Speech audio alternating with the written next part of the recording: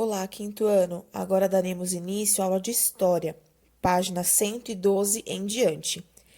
A Primeira República, 1889 a 1930.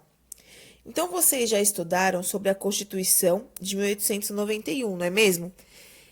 Que ela definiu algumas leis que os brasileiros deveriam obedecer, principalmente de quem podia votar e quem podia se eleger, e de quem eram os cidadãos considerados naquela época.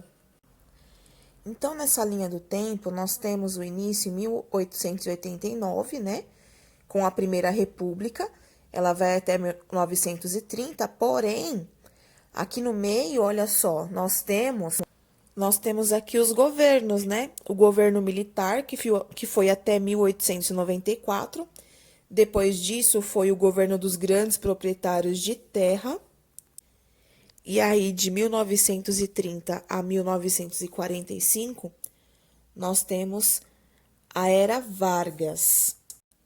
Nós, então, teremos de 1945 até 1964 a República Populista, depois, até 1985, a Ditadura Popular e, por fim, a Nova República, que está vigente até o dia de hoje, né? Vocês irão conhecer também alguns aspectos do Brasil no período que se denomina Primeira República ou República Velha, né, que se estendeu de 1889 a 1930. República Velha é o nome pelo qual se costumava chamar o período da história política no Brasil, né, que vai até 1930.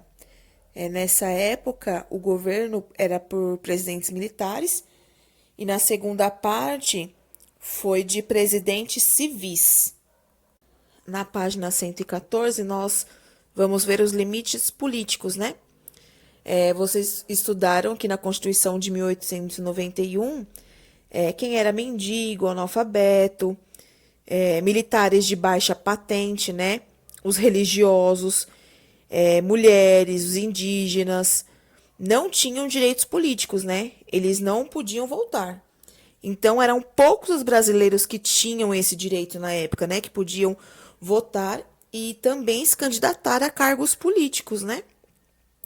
E aí, com a proibição do voto analfabeto, uma grande parte da população não podia participar, porque naquela época a taxa de analfabetismo da população era muito grande. Outro fator também que diminuía a taxa de voto era que naquela época não era obrigado a votar, né? Então muitos não faziam essa questão de votar. Vocês podem ver aí, nesse texto que está em destaque, a taxa de comparecimento nas eleições para presidente da República, né? É muito pouco. Em 1894, somente 2,21% compareceram às urnas. E em 1898 compareceram só 2,7%, e em 1906 a taxa foi de 1,44% dos eleitores a urnas, ou seja, muito pouco mesmo.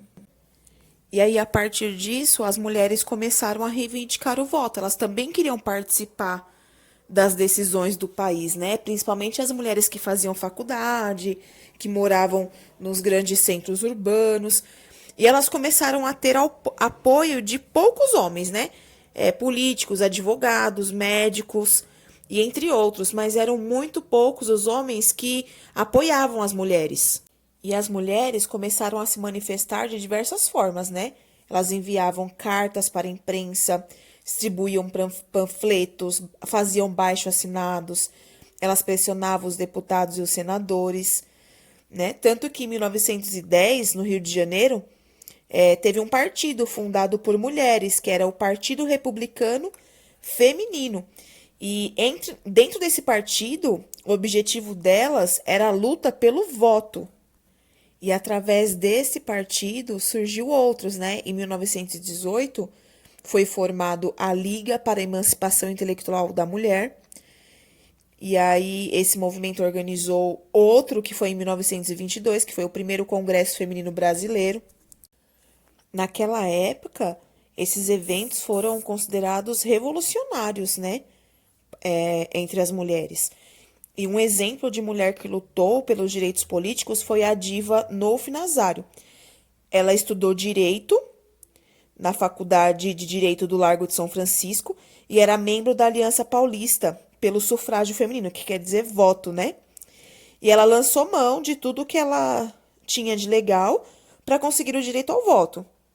E aí aqui nós temos um trecho dos argumentos que ela utilizou para defender o seu ponto de vista, que diz assim: a Constituição não permite o voto feminino, mas também não contém escrito nada que impeça as mulheres de votar.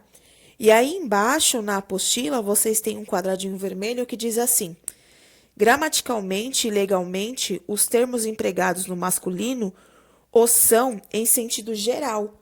E na lei eleitora, as palavras cidadão brasileiro não designam o cidadão do sexo masculino, somente, mas sim o natural do país, maior de 21 anos, salvo as exceções especialmente determinadas pela Constituição, e dentre as quais não se acha mencionada a mulher. Que as mulheres lutaram pelo voto, né? E aí, essa mulher que estudou direito entendia muito bem da Constituição e ela percebeu que em nenhum momento a Constituição tratava apenas do sexo masculino, falava de cidadãos, e foi aí que ela encontrou uma brecha para as mulheres. O primeiro estado a obter sucesso no voto feminino foi no Rio Grande do Norte, né? Alguns políticos que representavam o estado começaram a defender o voto feminino. E aí então foi aprovada uma lei estadual que garantiu a todos os cidadãos, independente do sexo, do direito de votar. O exemplo do Rio Grande do Norte serviu de incentivo, porque aí para outros grupos feministas brasileiros. Na época da Primeira República, os estados eles podiam criar e aprovar leis específicas, né, para o seu estado. E a primeira mulher a votar foi Celina Guimarães Viana, em 1927, como aparece na imagem aí para vocês na apostila.